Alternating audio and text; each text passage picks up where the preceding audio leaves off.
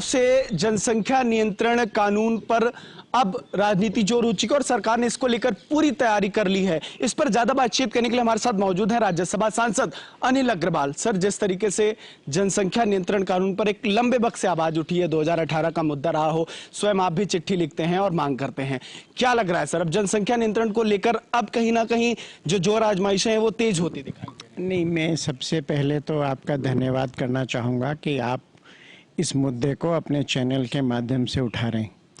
आज देश की सबसे बड़ी मांग है कि देश की जनसंख्या नियंत्रित हो, अन्यथा हम जितना भी विकास कार्य करते रहेंगे, जितना भी काम करते रहेंगे, कम होता जाएगा।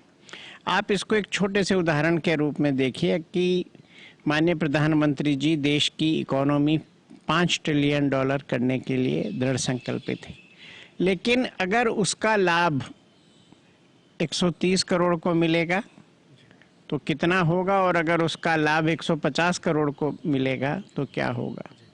भारत की आबादी जब भारत देश स्वतंत्र हुआ लगभग 30-32 करोड़ के लगभग थी, आज ये 135 करोड़ पार हो रही है। तो आप देखिए, प्रतिवर्ष हम एक छोटा देश पैदा कर देते हैं, तो ये बहुत विस्फोटक स्थिति है। भारत का भूभाग जो है 2.45% के लगभग है पूरी दुनिया का, आबादी लगभग 18%, जल केवल 4%। तो आप देखिए हम कहाँ स्टैंड करते हैं। सर, क्या लग रहा है कि जिस तरीके से जनसंख्या नियंत्रण कानून आने के बाद क्या लग रहा है, जनसंख्या कंट्रोल हो पाएगी? क्या इसके लिए हम कुछ कर सकेंगे? नहीं, देखिए, हमको दोनों फ्रंट पे काम करना पड़ेगा।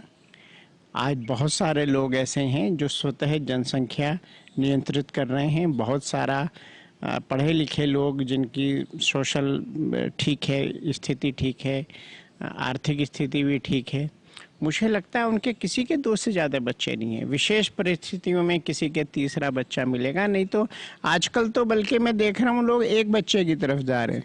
लेकिन दूसरी ओर एक वर्ग ऐसा भी है जिसके यहाँ आर्थिक स्थिति अच्छी नहीं है, सामाजिक स्थिति नहीं है, और वो बच्चों की लाइन लगाए दे रहे हैं, और वो सारा का सारा सिस्टम बिगड़ रहा है। उन्हें ना बच्चों के अच्छे पोषण की चिंता है, ना उनकी अच्छी शिक्षा की चिंता है। पता नहीं किस धुन में वो बच्चे पैदा किए जा रहे हैं, और वही समाज एक ऐसा है जिसको कि नियंत्रण करने के लिए कानून की आवश्यकता है। अगर 2018 की बात करें, तभी इस कानून के लिए आवाज उठी थी, प्रस्ताव बना था, लेकिन इंप्लीमेंट नहीं हो पाया। क्या लग रहा है, अगर सरकार चाहती है तो आखिर क्यों इसको पहले नहीं किया गया? इसको पहले भी किया जाना चाहिए। नहीं, देखिए, सरकार के सामने बहुत सारे मुद्दे होते हैं। जब कोई कानून बनता है तो उसकी बारीकियों को भी देखना पड़ता है कि जो कानून हम बना रहे हैं उसका सदुपयोग हो, उसका दुरुपयोग ना हो, ऐसा कोई शब्द ना आ जाए जिससे समाज में दिक्कतें पैदा हों। लेकिन जहाँ तक प्रश्न है इसकी इम्पोर्टेंस के बारे में, स्वयं माननीय यशस्वी लोकप्रिय प्रधानमंत्री आदरणीय श्री नरेंद्र मोदी जी लाल किले की प्राचीर से जनसंख्या नियंत्रण के बारे में, जनसंख्या के बारे में अपने विचार रख चुके हैं, देश को समझा चुके हैं। और कुछ लोग जो इसके बारे में आवाज़ उठाते हैं, उनके 2-1 मुद्दे हैं कि साहब ऐसा ना हो, लिंग अनुपात गड़बड़ हो जाए, ये सब चीज़ें उठाते। इस बात की भी दूरदृष्टिता माननीय प्रधानमंत्री जी में रही। उन्होंने एक बहुत बड़ा मुद्दा, जब वो प्रधानमंत्री बने, एक संकल्प लिया और देश को उस पे चलने के लिए प्रेरित किया, बेटी बचाओ बेटी पढ़ाओ। बेटी बचाओ से था कि लिंग अनुपात गड़बड़ ना हो, बेटी पढ़ाओ मतलब कि बेटी पढ़ेंगी लिखेंगी, उनको परिवार की महत्वता का ज्ञान होगा। और ये एक बहुत इंटरेस्टिंग आंकड़ा है कि जो महिलाएं पढ़ी लिखी हैं वो अधिकांश जनसंख्या नियंत्रण कर लेती हैं, अपने परिवार को नियंत्रित कर लेती हैं, चूँकि उन्हें अपने छोटे परिवार, सुखी परिवार के बारे में उन्हें समझ भी है कि मेरा परिवार अगर छोटा होगा तो मैं अपनी आमदनी में से बच्चों को बढ़िया अच्छा पौष्टिक खाना दे पाऊंगी, उनकी अच्छी शिक्षा दे पाऊंगी और समाज में अच्छा नागरिक बना पाऊंगी। आखिरी सवाल ये है कि नीतीश कुमार कह रहे हैं कि कोई कानून लाने से जनसंख्या नहीं रुक सकती है। एक तरफ जहां तमाम लोग आवाज उठाते हैं कि जनसंख्या कानून आना चाहिए, और एक तरफ लोग ऐसा बयान देते हैं, तो आप किस तरीके से इस बयान को देखते हैं? देखिए, ऐसा है, आज आप खुद समाज में देख रहे हैं कि एक बहुत बड़ा वर्ग ऐसा है जो स्वयं बगैर किसी कानून के भी जनसंख्या नियंत्रण कर रहा है।